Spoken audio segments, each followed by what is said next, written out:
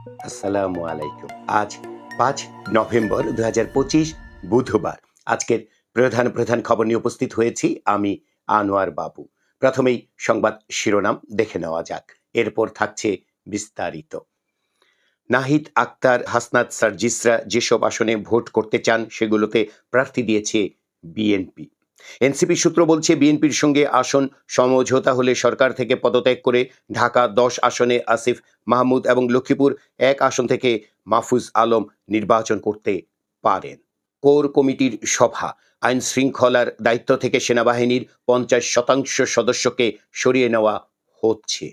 জাকির নায়েককে আপাতত বাংলাদেশে আসার অনুমতি না দেওয়ার সিদ্ধান্ত।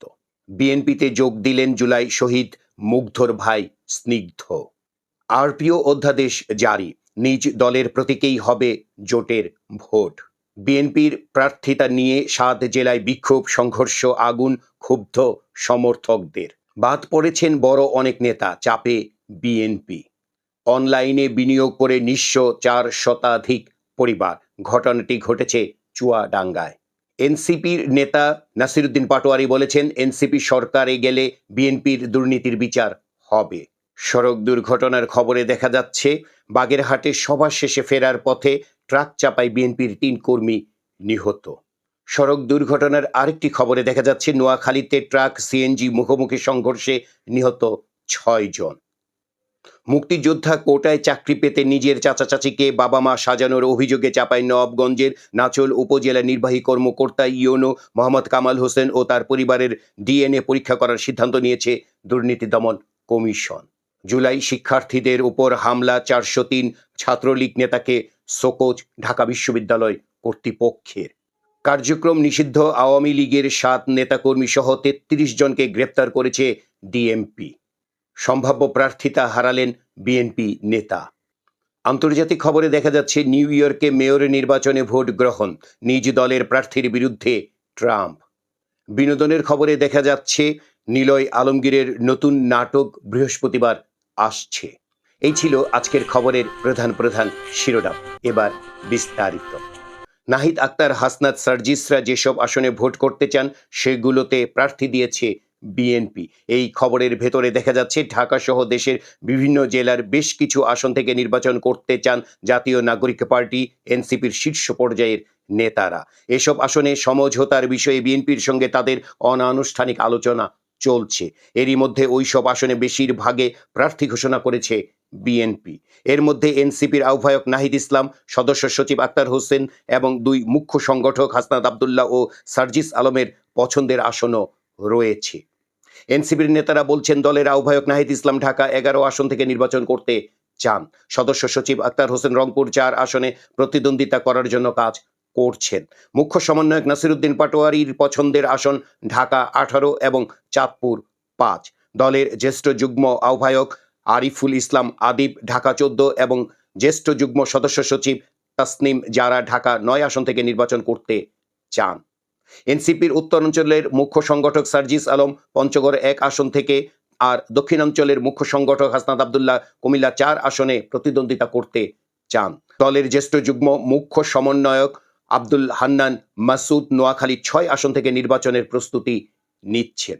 গতকাল সোমবার বিকেলে রাজধানীর গুলশানে বিএনপির চেয়ারপারসনের কার্যালয়ে সংবাদ সম্মেলন করে ত্রয়োদশ জাতীয় সংসদ নির্বাচনে ২৩৭ আসনে প্রার্থীর নাম ঘোষণা করেন দলের মহাসচিব মির্জা ফখরুল ইসলাম আলমগীর। সেখানে এনসিপির আলোচিত এসব নেতার আসনের মধ্যে শুধু ঢাকা ৯ এবং ঢাকা ১৮ আসন ছাড়া সবকটিতেই প্রার্থী দিয়েছে বিএনপি। যে ২টি আসনে বিএনপির প্রার্থী দেয়নি সেগুলো এনসিপির প্রার্থীদের জন্য কিনা তা নিশ্চিত হওয়া যায়নি। এনসিপির আরও অর্ধশতাধিক কেন্দ্রীয় নেতা জাতীয় নির্বাচনে প্রার্থী হতে চান। তাদের মধ্যে মনিরা শারমিন নওগাঁ ৫, সারোয়ার তুষার নরসিংদী ২, আতিক মুজাহিদ কুড়িগ্রাম ২, আবদুল্লাহ আল আমিন নারায়ণগঞ্জ ৪, এস এম সাইফ মোস্তাফিজ সিরাজগঞ্জ ৬, আশরাফ উদ্দিন ব্রাহ্মণবাড়িয়া ২ ও জয়নাল আবিদিন কুমিল্লা ১০ আসনে প্রার্থী হতে চান। ছাত্রদের প্রতিনিধি হিসেবে বর্তমান অন্তর্বর্তী সরকারে আছেন তথ্য উপদেষ্টা মাহফুজ আলম ও স্থানীয় সরকার উপদেষ্টা আসিফ মাহমুদ সজীব ভুইয়া। তারা সরাসরি এনসিপি রাজনীতির সঙ্গে যুক্ত না হলেও দলটির বিভিন্ন সিদ্ধান্তে প্রভাব রাখেন বলে দলীয় সূত্রে জানা গেছে। এনসিপি সূত্র বলছে বিএনপির সঙ্গে আসন সমঝোতা হলে সরকার থেকে পদত্যাগ করে ঢাকা 10 আসনে নির্বাচন করতে পারেন আসিফ মাহমুদ। সেটা এনসিপির মনোনয়নে হতে পারে, স্বতন্ত্রভাবেও হতে পারে। আর বিএনপির সঙ্গে বোঝাপড়া হলে মাহফুজ আলম নির্বাচন করতে পারেন লক্ষ্মীপুর 1 আসন থেকে। বিএনপি 10 ও লক্ষ্মীপুর 1 আসন ফাঁকা রেখেছে, তবে সেটি এই 2 ছাত্র উপদেষ্টার জন্যই কিনা তা নিশ্চিত হওয়া যায়নি। অবশ্য লক্ষ্মীপুর 1 আসনে বিএনপির সঙ্গে যুগপৎ আন্দোলনে থাকা বাংলাদেশ এলডিপির প্রার্থী শাহাদাত হোসেন সেলিমকে সবুজ সংকেত দিয়েছে দলটি। জানতে চাইলে এনসিপির সদস্য সচিব আক্তার হোসেন জানান, জাতীয় স্বার্থে অবস্থানগত ঐক্য হলে ফ্যাসিবাদ বিরোধী যে কোনো দলের সঙ্গে এনসিপির নির্বাচনী সমঝোতা হতে পারে। তবে এসব বিষয়ে এখনো কোনো সিদ্ধান্ত চূড়ান্ত হয়নি। এনসিপির প্রার্থী তালিকা তৈরি করছে, শিগগিরই এর তালিকা প্রকাশ করা হবে। নিজ দলের প্রতীকেই হবে জোটের ভোট, আরপিও অধ্যাদেশ জারি। এই খবরের ভেতরে দেখা যাচ্ছে সংশোধিত গণপ্রতিনিধিত্ব আদেশের অর্থাৎ আরপিওতে প্রতীক ব্যবহার সম্পর্কিত পরিবর্তন নিয়ে আপত্তি তুলেছিল বিএনপি সহ কয়েকটি দল, কিন্তু সেই আপত্তি টিকল না। দলগুলো এখন জোট করলেও ভোট করতে হবে নিজ নিজ দলের প্রতীকে। অন্তর্বর্তী সরকারের উপদেষ্টা পরিষদে অনুমোদন পাওয়া সংশোধিত আরপিওকে অধ্যাদেশ হিসেবে জারি করেছে সরকার। গত সোমবার রাতে এ অধ্যাদেশ জারি করা হয়। উপদেষ্টা পরিষদের অনুমোদনের পর থেকে বিএনপি সহ কয়েকটি দল দাবি করে আসছিল আগের মতো জোটভুক্ত দলগুলোকে যেন নিজেদের পছন্দ মতো প্রতীকে নির্বাচন করতে দেওয়া হয়। তবে জামায়াতে ইসলামী সহ কয়েকটি দল আবার সংশোধিত আরপিওর পক্ষেই অবস্থান নিয়েছিল। এছাড়া সংশোধিত আরপিও অনুযায়ী আদালত ঘোষিত ফেরারি আসামি ভোট করতে পারবে না। জামানত 20,000 থেকে বাড়িয়ে 50,000 টাকা, ভোটের হলফনামায় মিথ্যা তথ্য দিলে সংসদ সদস্য পদ বাতিল হবে। কোনো আসনে একক প্রার্থী হলে তাকে প্রতিদ্বন্দ্বিতা করতে হবে না ভোটের সঙ্গে। সমভোট পেলে পুনরায় ভোট হবে। অনিয়মে পুরো আসনের ভোট বাতিল করতে পারবে কমিশন। সম্ভাব্য প্রার্থিতা হারালেন বিএনপি নেতা। এই খবরের ভেতরে দেখা যাচ্ছে জাতীয় সংসদ নির্বাচনের জন্য 237 আসনে সম্ভাব্য প্রার্থী ঘোষণার পরদিন গতকাল একজনের সম্ভাব্য প্রার্থিতা স্থগিত করেছে বিএনপি। দলের সিনিয়র যুগ্ম মহাসচিব রুহুল কবির রিজভীর সই করা এক বিজ্ঞপ্তিতে এ তথ্য জানানো হয়েছে। দলীয় সূত্র বলছে, সম্ভাব্য প্রার্থিতা পাওয়ার পর সামাজিক যোগাযোগ মাধ্যমে কামাল জামান মোল্লার একটি ভিডিও ছড়িয়ে পড়েছে।